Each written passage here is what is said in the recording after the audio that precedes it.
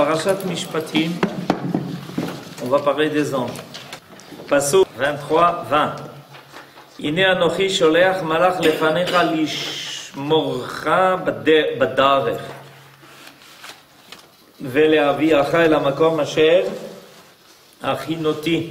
ישמר מפניו ושמע בקולו, אל תמר בו, כי לא יישא לפשעכם כי שמי בקרבו.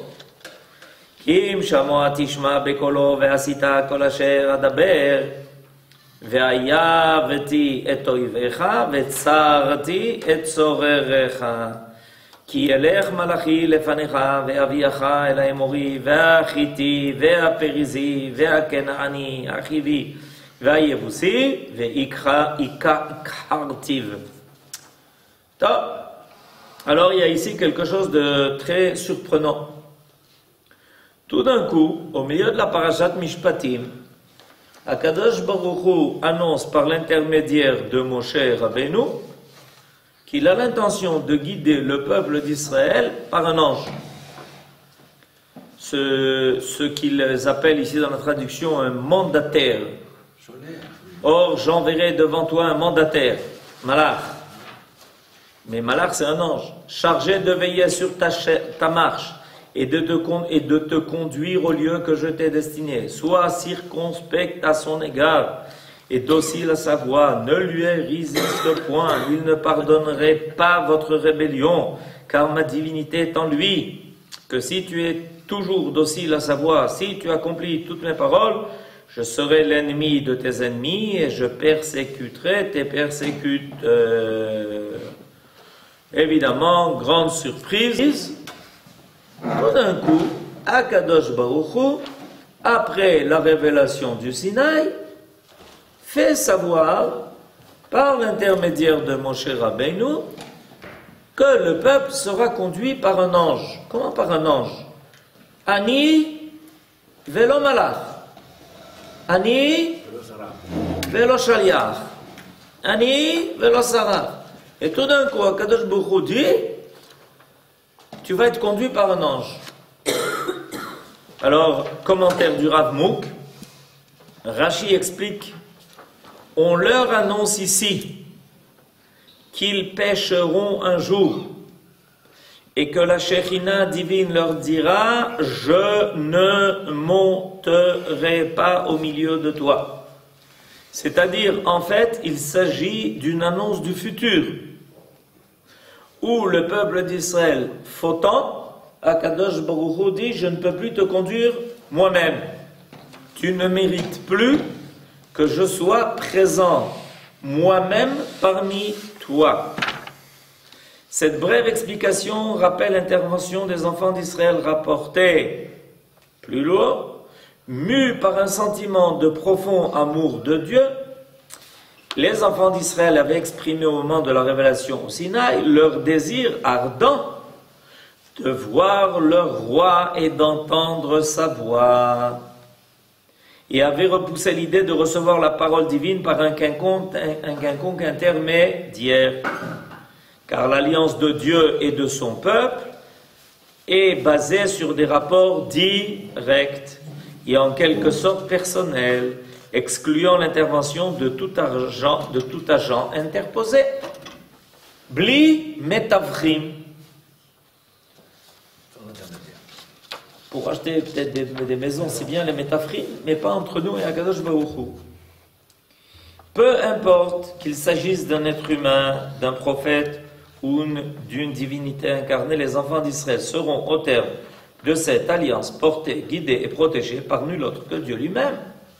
Aussi Israël ne dépend-il pas des lois ordinaires qui commandent aux destinées des autres nations. Et voilà que, catastrophe, on annonce aux enfants d'Israël, après Matan Torah, ou à la fin de Matan Torah, que viendra le temps où ils ne seront plus conduits par Dieu lui-même, mais par un ange. C'est une perte d'altitude énorme. Parce que la relation créée entre Akadosh Baruch Hu et Israël à partir du Har Sinaï est la relation qui est révélé dans Shir HaShirim. C'est-à-dire, entre Akadosh Baruch Hu et Knesset Israël de façon directe, comme un mari et sa femme. Et voilà tout d'un coup qu'on leur dit, viendra un temps où un ange sera là pour vous guider. Évidemment, ça c'est quelque chose de très effrayant. Le souffle divin est assez fort à lui seul pour assurer la pérennité de son corps national. Cette dépendance immédiate de Dieu est son privilège exclusif. Et lorsque plus tard, trahissant l'alliance, Israël se livre à la faute du Vaudor, l'Éternel annonce qu'il enverra désormais son ange pour conduire le peuple. Quelle différence? Quelle différence entre quoi et quoi? Ah, Kol HaKavod, il a fait très belle question de Gabriel. Très belle question. Gabriel demande, mais alors, après tout, quelle est la différence? Il est évident que Akadosh Baruch Hu, de toutes les façons, étend sa providence sur tout. La différence est la même différence qui existe entre être guidé par les lois de la nature et être accompagné par la providence. Les lois de la nature sont divines, mais elles sont fixes. Il y a un barème qui est décidé à l'avance. C'est ce qui nous permet d'ailleurs de les étudier. Si les lois de la nature étaient dépendantes de la volonté libre du Créateur, on n'aurait rien à étudier. Parce que ce qui est vrai aujourd'hui peut ne pas être vrai demain. Et même ne pas être vrai dans une heure. Et même ne pas être vrai dans une minute. Pour pouvoir permettre à l'homme de mener sa vie en faisant des calculs et en utilisant son libre arbitre, les lois de la nature ont une certaine rigidité. Alors ça, l'avantage de cette rigidité des lois de la nature, c'est qu'on peut les apprendre, les calculer, s'en servir, les prévoir. C'est ce qu'on fait quand on étudie la science. Mais l'inconvénient est grave. Quel est l'inconvénient énorme? Ça voudrait dire qu'on serait dirigé par les lois. Ça veut dire qu'on peut avoir le sentiment d'être dirigé par les lois de la nature et pas par Dieu dans sa liberté de miséricorde. Par exemple, il n'y a pas de miséricorde dans les lois de la nature. Si quelqu'un tombe, il se casse la jambe. Zéro, malasot. C'est les lois de la nature parce qu'il y a la loi de la pesanteur. C'est-à-dire que l'avantage en est aussi l'inconvénient. Vous comprenez? On ne peut pas prier pour changer les lois de la nature. On ne peut pas prier pour changer les lois de la nature. Ça ne marche pas. C'est une prière qui est vaine. On peut prier pour être dirigé par quelque chose qui est au-dessus des lois de la nature. Ah, ça c'est possible. La liberté divine n'est tenue par aucune restriction. C'est vrai qu'il y a la mer Rouge, mais c'est vrai qu'on peut arriver à un niveau qui est au-delà des lois de la nature, qui s'appelle la mer Rouge. Alors, ça, voilà ce que Gabriel, la question de Gabriel a été. Mais quelle différence entre être dirigé par Akadosh Baruch Hu direct ou par un ange? Ah, la réponse est simple. Si on est dirigé, d'ailleurs, vous avez entendu que Akadosh Baruch Hu nous prévient qu'il faut faire très attention de ne pas transgresser les ordres donnés par cet ange. Pourquoi? Ah non, parce que lui, il a des instructions très précises à l'avance. Si, oui, lui, il a reçu des instructions. Si tu fais A, tu reçois B. Si tu fais C, tu reçois D. Il n'y a pas de, vous comprenez? Alors il avertit, faites très attention. Surtout, ne transgressez pas ce qu'il a à dire.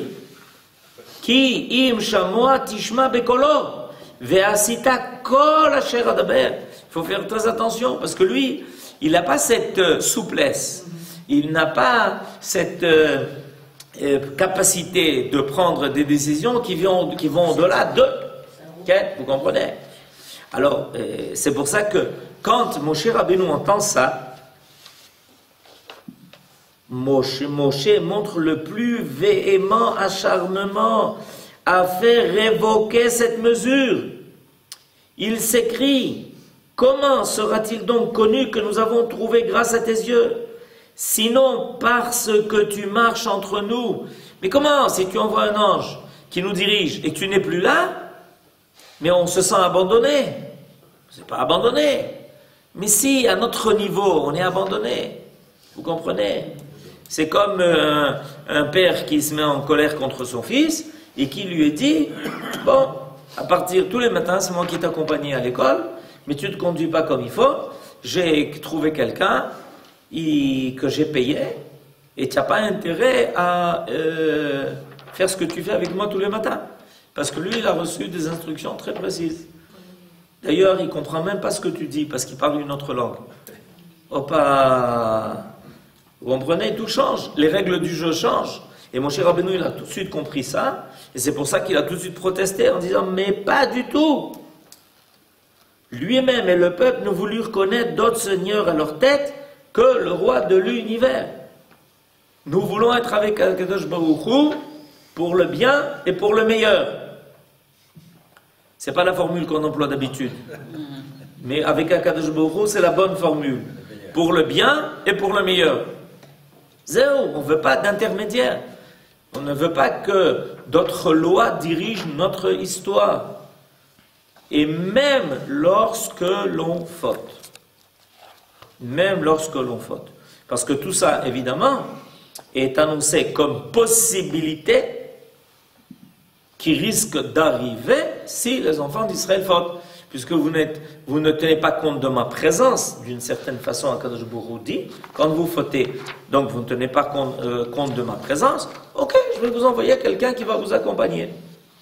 Tout cela est compris dans notre phrase qui anticipe, comme Rashi le fait remarquer, sur un avenir lourd de fautes. C'est-à-dire que déjà dans notre paracha, il y a une anticipation qui est faite et qui nous dit que viendra un temps où le peuple d'Israël fautera et arrivera ce dilemme-là. Pardon? Comment? Alors c'est un degré de droit, l'ange. Bien sûr. Parce qu'il savait C'est déjà. clair. Voilà. Ce qu'on a dit à chaque fois. C'est la compréhension, la difficulté de la compréhension du libre arbitre, quand on sait que Kadosh Baruch Hu connaît le comportement de l'homme dans le futur, et il y a une difficulté derrière ça. Il y a une difficulté, on a l'impression que c'est antinomique. Je vous ai dit tout à l'heure, d'abord c'est une question qui est fameuse et qui date de quelques milliers d'années, et Maïmonide soulève la question, et son grand controverseur, le Ra'avad, lui dit: tu aurais mieux fait de ne pas poser la question pour ne pas donner de réponse. Toda Rabba. Tu poses la question et finalement tu ne donnes pas de réponse. Tu risques de rendre les gens complètement boulbalim. Il aurait mieux fallu que tu te taises. C'est comme ça qu'il lui dit. Donc, je vais vous dire, Yosef, il faut, sans rentrer dans l'étude de ce sujet, qui est un sujet qui ne se termine jamais. La connaissance divine et le libre arbitre de l'homme, ce sont des choses qui semblent se heurter l'un à l'autre. Mais moi, je reprends ce que j'ai dit tout à l'heure. Les lois de la nature, d'accord? Elles nous permettent le libre arbitre. Elles nous permettent le libre arbitre, on est d'accord? Parce qu'elles sont fixées à l'avance, je peux faire mes calculs, je peux décider, je peux prévoir, je peux apprendre, je peux me servir de ces lois à mon avantage, etc. Ok? Donc, mon Dieu, vive les lois de la nature, car grâce aux lois de la nature, j'ai mon libre arbitre.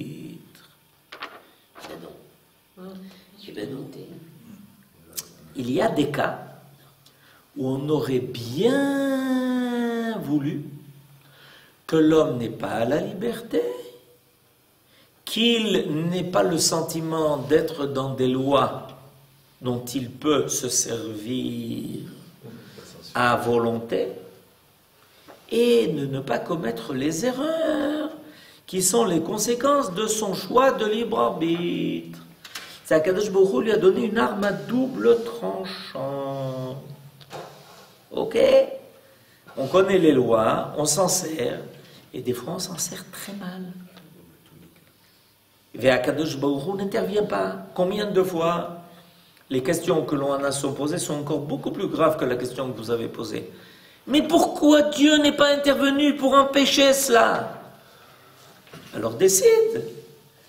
Est-ce que tu veux un monde où les lois sont connues et l'homme se sert de son libre arbitre? Ou est-ce que tu veux un monde dans lequel Dieu intervient et ne laisse pas l'homme faire les pires choses? Décide.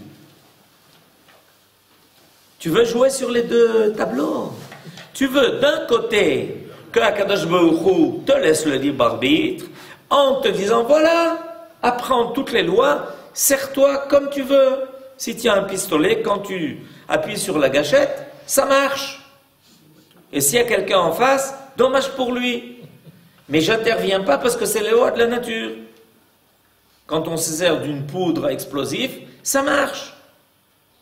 Et de notre côté, quelqu'un crie à côté, mais pourquoi Akadosh Baruch Hu n'a pas empêché? Attends, il faut que tu décides. Soit tu veux un monde dans lequel tu n'arrêtes pas de crier « Liberté !» Liberté. Liberté, ça veut dire liberté du choix. Je veux connaître les lois, je veux les apprendre, je veux m'en servir comme je veux, pour le pire et pour encore plus pire. Ou bien, ça peut aussi arriver, d'accord? Mais ça dépend de savoir si tu es tzaddik ou racha. Et de notre côté, quelqu'un crie en disant « Mais Akadosh Baruch Hu, pourquoi tu laisses faire ?» Mais comprends, je n'ai pas compris, pourquoi je laisse faire? Parce que vous avez réclamé liberté, alors je laisse faire. Ah non, on veut liberté quand ça nous arrange, et on ne veut pas de liberté quand ça nous dérange. Ah, seulement il y a un petit problème, c'est qu'il s'avère que la liberté qui t'arrange dérange l'autre, et la liberté qui te dérange arrange l'autre. Alors comment on fait? Ça devient un peu compliqué cette affaire. Vous avez compris? Donc le véritable problème en réalité qui se pose à l'homme n'est pas la question que vous avez posée. La question que vous a posée, elle est connue, c'est une question philosophique grave, qu'on essaie de la résoudre en s'arrachant les cheveux, mais il y a quelque chose de beaucoup plus profond en fait qui apparaît. C'est qu'il faut laisser à Kadosh Baruch Hu la liberté d'agir aussi, et pas seulement à nous. Et donc, pour laisser à Kadosh Baruch Hu la liberté d'agir, il faut lui laisser la connaissance totale. Absolue. J'ai été un peu vite là, j'espère que vous avez compris. Si Akadosh Baruch Hu n'avait pas la connaissance absolue, il n'aurait pas, que Dieu nous préserve, que Dieu préserve Dieu, de la possibilité d'intervenir. En état d'urgence. Mais tard, en état d'urgence, quand il le pense normal, quand il le trouve nécessaire. Vous comprenez? Quand ça viendra à la fin des temps. À la fin des temps, tout à l'heure, quelqu'un avec qui j'étudiais me disait la situation est grave, qu'est-ce qui se passe là? Où on va comme ça? Je lui dis, ben nachon, la situation est grave parce que les hommes apprennent à comprendre que les solutions ne sont pas chez l'homme. Alors que pendant des milliers d'années, et de plus en plus les dernières années, l'homme est devenu tellement orgueilleux qu'en disant « Tout chez moi, toutes les solutions sont chez moi, je connais tout, je comprends tout, je sais tout, je fais tout, ne vous inquiétez pas, je suis l'homme à tout faire. » On était en connexion avec vous, hein, ça fait un quart d'heure. Vous parliez de ça. On parlait de ça. Exactement. Oui, tout à l'heure, vous avez dit les lois de la nature sont immuables. Alors, quid de la pluie? Pardon? Quid de la pluie? C'est-à-dire? L'homme prie et la pluie vient. et Dieu décide que la pluie vienne. Nachon, c'est pas des lois de la nature, ça. Non, c'est pour ça que je pose. Nachon, en Amazonie, on n'a pas besoin de prier pour que tombent les pluies. En Eretz Israël, oui. C'est grâce à la tfila que la pluie arrive. Bevadaï, grâce à la tfila que la pluie arrive. Parce qu'il faut savoir que même au niveau de la pluie, vous avez encore deux dimensions. Une naturelle et une qui est au-dessus de la nature. Par exemple, Akadosh Baruch Hu peut faire tomber, la nature peut faire tomber des tonnes de pluie qui tombent dans la mer.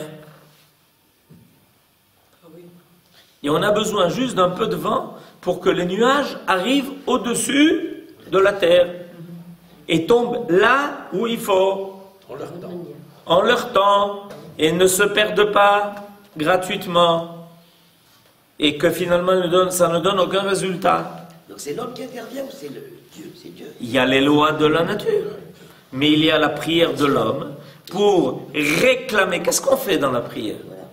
Qu'est-ce qu'on fait dans la prière? Ce qu'on fait dans la prière, c'est qu'on se met en contact avec Dieu. Voilà ce qu'on fait dans la prière. Les lois de la nature, elles existent, elles fonctionnent, elles marchent. Vérifiez. Et vous le savez. Par contre, au moment de la prière, on dit à Kadosh Baruch Hu, Nachon, mais on ne veut pas d'ange. C'est la question de Gabriel. On ne veut pas d'ange, on ne veut pas d'intermédiaire. À Kadosh Baruch Hu, on veut se mettre en contact avec toi. Et toi, tu es dans une liberté qui est totale. Tu peux, En Chadash, Tachat HaShemesh. Mais nous, quand on prie, on veut être au-delà du Shemesh.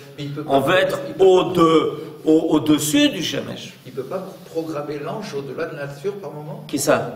Akadosh Baruch Hu. Non, programmer au-delà de la nature ne veut rien dire. Non, mais pourquoi faire? Non, vous avez compris, Yosef? C'est ce qu'on appelle une chose et son contraire.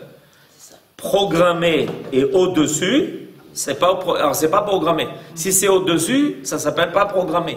Programmer, c'est programmer. Programmer, ça veut dire qu'il a une fiche dans laquelle est inscrit le programme. Ou sinon, vous dites, au-dessus, c'est pas programmé. Alors c'est ça notre travail. Notre travail, finalement, c'est de rétablir une liberté divine, qui finira par être aussi la liberté de l'homme. La liberté divine deviendra la liberté de l'homme.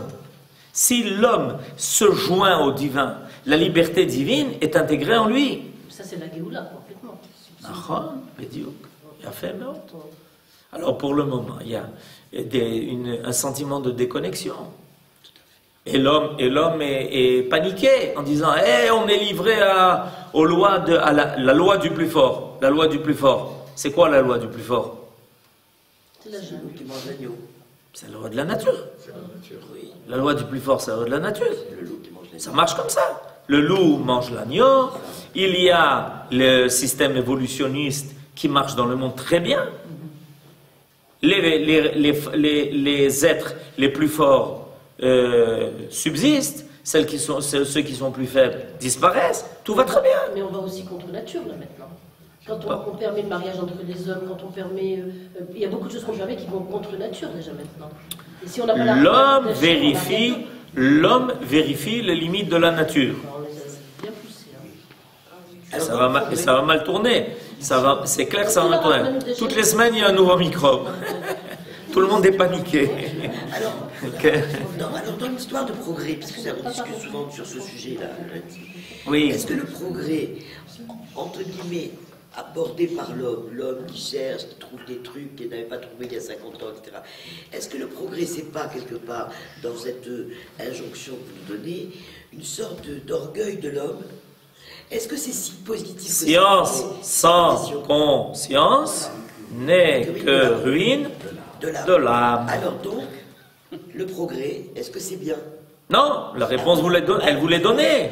La réponse vous est donnée. Corinne, elle dit non, c'est Sans très bien. Non, j'ai pas dit que le progrès c'est mal.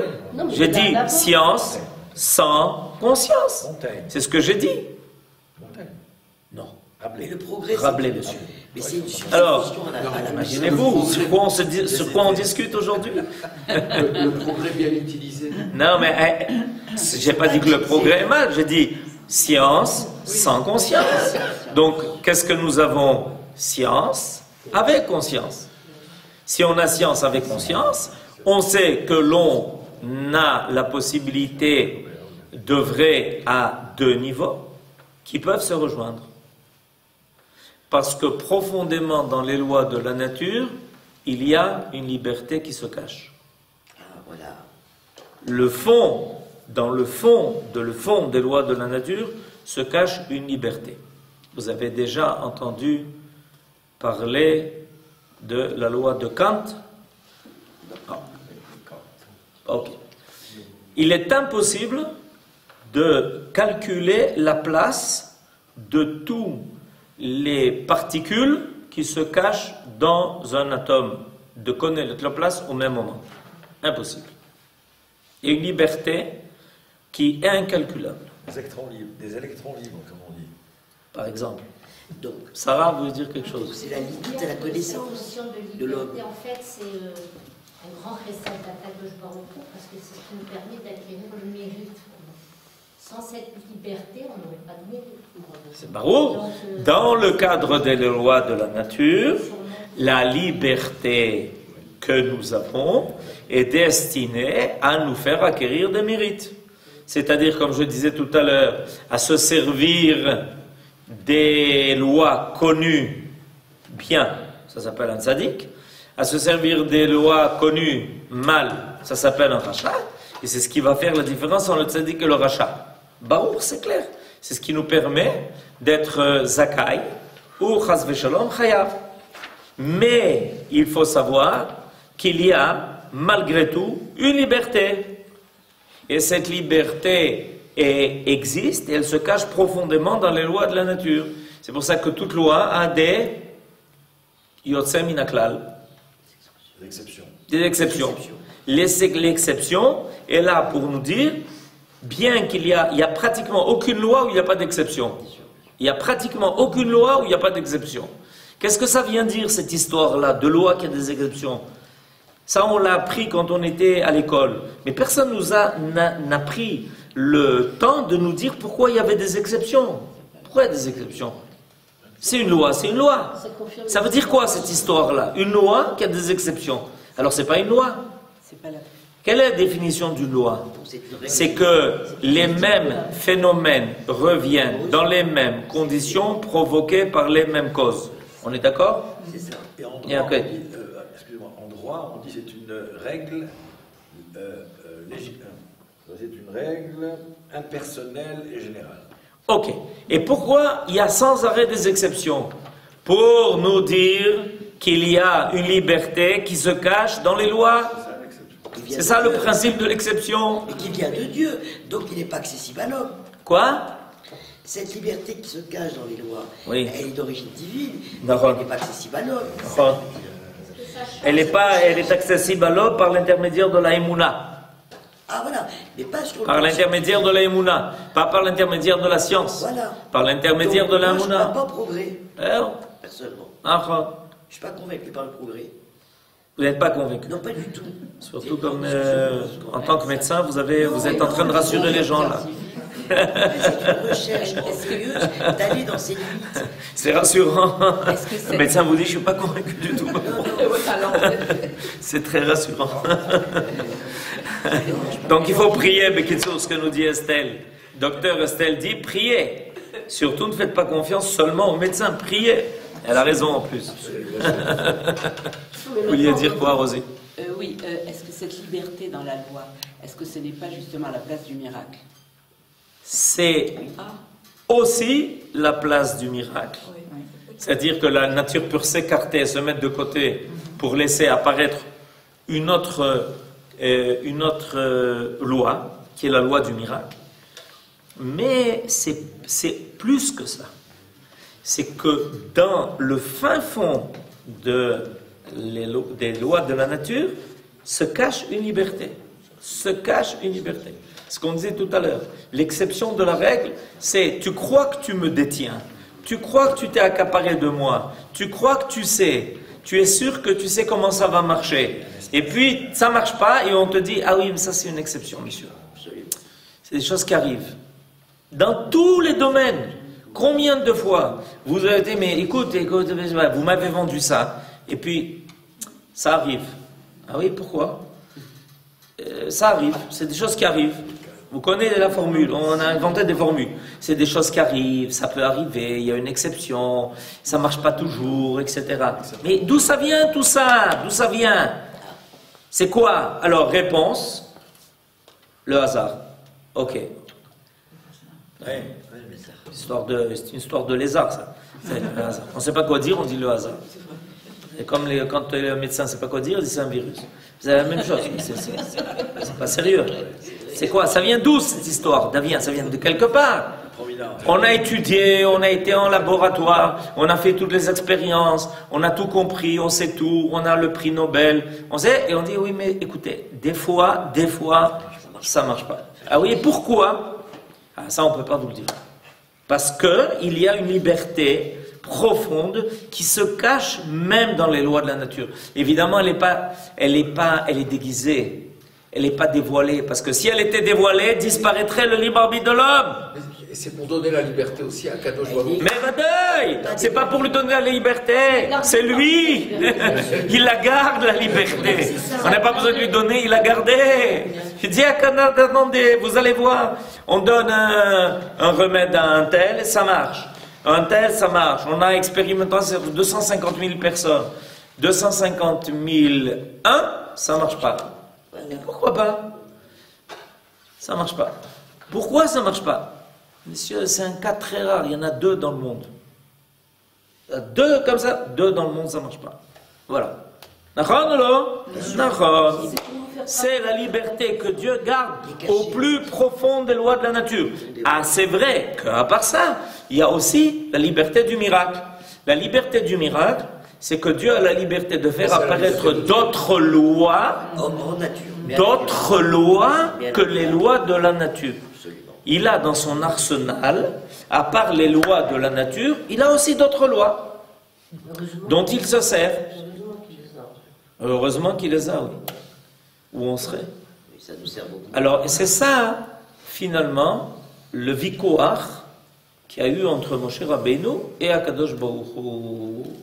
Akadosh Baruch Hu lui dit, vous vous conduisez pas comme il faut. Sache une chose, c'est que quand les Israël ne se conduiront pas comme il faut, alors dans ce cas-là, je leur enverrai un envoyé, et puis qui se débrouille avec lui. Lui, il est programmé. Débrouillez-vous avec lui. Akadosh Baruch Hu, il n'en est pas question. Quoi, il n'en est pas question? Non, c'est toi qu'on veut. C'est toi qui nous dirige. C'est toi qui s'occupe de nous. C'est toi qui nous... Mais faites attention. Ça a des avantages, des inconvénients. On veut tout à la fois. Mais on ne veut en aucun cas. C'est notre privilège en tant qu'Am Israël. Il est évident qu'à long terme, le Am Israël, grâce à cela, est éternel. Parce qu'il est dirigé par l'éternité. Shabbat Shalom.